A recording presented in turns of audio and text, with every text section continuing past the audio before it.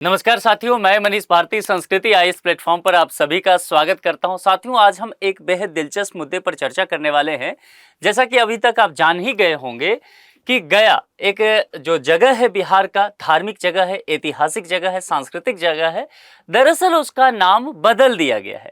Bihar cabinet ने नाम बदल करके गया का गया जी कर दिया गया है।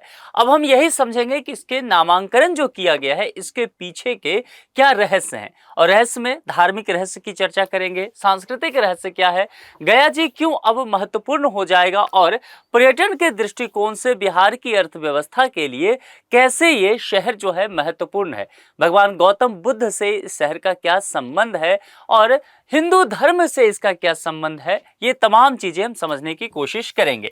देखिए, यहाँ पर अगर आप देखेंगे आज के टॉप स्टोरीज में हर जगह आपको यही देखने को मिलेगा, गया जी करके अब जो है देखिए आपको लिखा भी जाने लगा, तीर्थ की पौराणिक कहानी। ये सारी चीजें हम समझने की कोशिश करेंगे कि कैसे एक असुर के नाम पर, यानी कि एक दानव, एक राक्षस के नाम पर इस शहर का नाम था, और उसके बाद जो है लंबे समय से, आज की बात नहीं है, तकरीबन 50-60 साल से इस नाम को बदलने की बात की जा रही थी।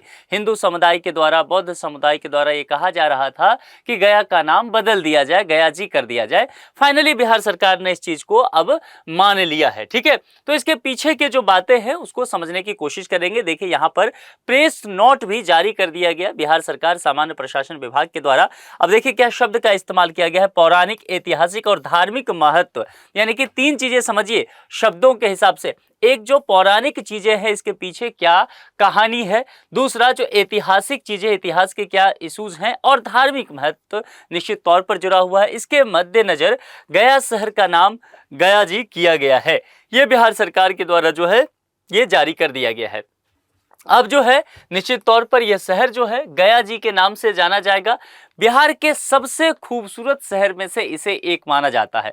दूसरी बात, यह शहर अपने पौराणिक कथाओं के लिए बेहद प्रसिद्ध है, और इसके साथ ही यह शहर विश्व के दो बड़े धर्म के लिए जाना जाता है। दो बड़े महान धर्म के आस्था का केंद्र रहा है। वो दोनों धर्म कौन है? एक तो हिंदू धर्म और दूसरा जो है बौद्ध धर्म, है ना। अभी दोनों को लेकर के हम समझेंगे। गयासुर के नाम पर यह शहर बसा। दरअसल जो मैंने कहा था आपसे पहले कि एक असुर हुआ करता था, पौराणिक ग्रंथों में यह देखने को मिलता है कि गया शहर का नाम जो है गयासुर, शक्तिशाली के असुर था, उसके नाम पर ही पड़ा।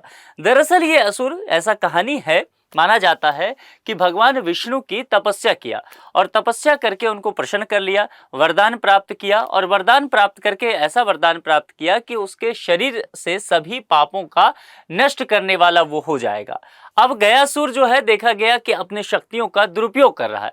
जब ऐसा भगवान विष्णु को पता चला तो उन्होंने तय किया कि इसका वध कर दिया जाए, और इसको मारने की उन्होंने कोशिश किया। और उसके लिए उन्होंने क्या किया, जो असुर आपको यहाँ पर जैसे तस्वीरों में पौराणिक जो कहानियां हैं उसमें बताया गया है कि भगवान विष्णु ने अपने पैर से उसको दबाया, और वह पाताल लोक तक उसे दबा दिया, है ना।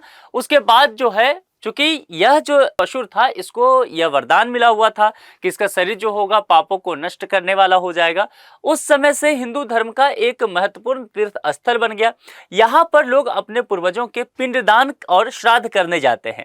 अब यह कथा है कि चूंकि गयासुर जो है उसका शरीर वहां पर है गया में, तो उसके शरीर पर चूंकि यह वरदान प्राप्त था कि यह पापों को नष्ट करने वाला होगा, इसीलिए अपने पूर्वजों का यदि वहां पिंडदान किया जाए, श्राद्ध कर्म किया जाए, तो निश्चित तौर पर उनके पूर्वजों को उससे मुक्ति मिल जाती है, शांति की प्राप्ति हो जाती है। ये कहानी है शहर के पीछे। इसीलिए आप जानते हैं कि हिंदू धर्म के लोग जहां भी दुनिया भर में हैं, वो क्या करते हैं, अपने पूर्वजों का श्राद्ध कर्म और खास करके पिंडदान करने के लिए गया जी निश्चित तौर पर जाते ही जाते हैं। तो ये तो हिंदू धर्म से जुड़ा हुआ मसला हो गया। अगर यहाँ पर आप देखेंगे बौद्ध धर्म से जुड़ी हुई बातें, क्योंकि यही वो शहर है, यही वो जगह है जहां पर भगवान बुद्ध को ज्ञान की प्राप्ति हुई थी। गया में ही, चूंकि गया डिस्ट्रिक्ट है और यहीं पर एक जगह है बोध गया, वहीं पर पीपल पेड़ के नीचे बैठ करके भगवान बुद्ध ने कठोर तपस्या की और अंततः ज्ञान की प्राप्ति किया था। इस पीपल के पेड़ को अब बोधि वृक्ष कहा जाता है, और बौद्ध धर्म के अनुयायियों के लिए यह एक पवित्र स्थल के तौर पर देखा जाता है। तो यह भी एक कथा जुड़ा हुआ है। दूसरा, यहाँ पर अगर देखेंगे तो विष्णु पद मंदिर है ना। जो सबसे सर्वाधिक हिंदू धर्म के पवित्र मंदिरों में से एक माना जाता है। वैष्णव मंदिरों में सर्वाधिक पवित्र माने जाने वाले विष्णुपद मंदिर शहर के दक्षिणी छोर पर फल्गु नदी के तट पर स्थित है। फल्गु नदी ये वही नदी है जिसमें आप देखेंगे तो साल भर का एक बड़ा समय जो रहता है उसमें पानी नहीं रहता है। यानी कि नदी जो है, ये नदी जरूर है लेकिन आप इस नदी को पैदल इस पार से इस पार जो है आ जा सकते हैं, सिर्फ बरसात के मौसम को छोड़ करके, चूंकि मानसून के समय इसमें पानी भर जाता है, अन्यथा ये नदी जो है पूरी तरह से खाली रहता है। ठीक है, तो ये चीजें यहाँ पर, ये नदी के किनारे ही इस तट पर है। यह मंदिर काले पत्थरों से बना हुआ है। आप देखेंगे ये मंदिर जिस तरह से, ये विष्णुपद मंदिर ही है। विष्णुपद मंदिर को आप जानते होंगे कि केंद्र सरकार की जो बजट है उसमें इस जगह को तीर्थ स्थल के रूप में विकसित करने की बात कही गई है। वैसे भी एक महत्वपूर्ण तीर्थ स्थल हिंदू धर्म के हिसाब से इसे अभी भी माना जाता है। इसका निर्माण जो है इंदौर की रानी अहल्याबाई ने 1787 में कराया था। स्थापत्य कला के दृष्टिकोण से इसका निर्माण बेहद कलात्मक है। इस मंदिर का मंडप जो है वह 58 वर्ग फुट के घेरे में है और 8 पंक्तियों में 4-4 संयुक्त स्तंभों पर मंदिर टिका है। मंदिर के गर्भगृह में भगवान विष्णु के 13 इंच लंबा जो है, आप देखेंगे चरण चिन्ह पत्थर है। ये पत्थर देख रहे हैं, यहाँ पर पैर जो भगवान विष्णु का माना जाता है वह 13 इंच लंबा यहाँ पर पैर रखा गया है। यह चरण चिन्ह दक्षिण से उत्तर की ओर है। इस मंदिर की ऊंचाई 100 फुट है। मंदिर के शीर्ष पर सोने की कलश जो है वो लगा हुआ है। तो यह भी यहाँ पर है और इस वजह से इसका महत्व और भी बढ़ता जाता है। अब एक बात देखिए, वहाँ के जो लोग हैं उनका कहना है कि दरअसल बिहार के लोग जो हैं वो यहाँ गया बोलते हैं, वो गया जी नहीं बोलते, लेकिन बाहर के जो देश विदेश के लोग इस जगह पर आते हैं, इस मंदिर में या गया में, तो दरअसल वो गया जी ही बोलते हैं तीर्थ यात्रा करने जब आते हैं। बिहार के लोग नहीं बोलते हैं। लेकिन अब निश्चित तौर पर जब यहाँ पर सरकार के द्वारा ही शहर का नाम बदल दिया गया है तो निश्चित तौर पर जो स्थानीय लोग हैं, जो सूबे के लोग हैं, आसपास बिहार के आसपास के रहने वाले लोग हैं, वह भी अब गया जी ही कह पाएंगे। और इसके साथ ही जैसे कि काशी जी बहुत लोग बोलते हैं ना, अयोध्या जी बोलते हैं। तो इस तरह से चीजें डेवलप होगा और निश्चित तौर पर आने वाले समय में बिहार के पर्यटन के दृष्टिकोण से यह बेहतर होने वाला है।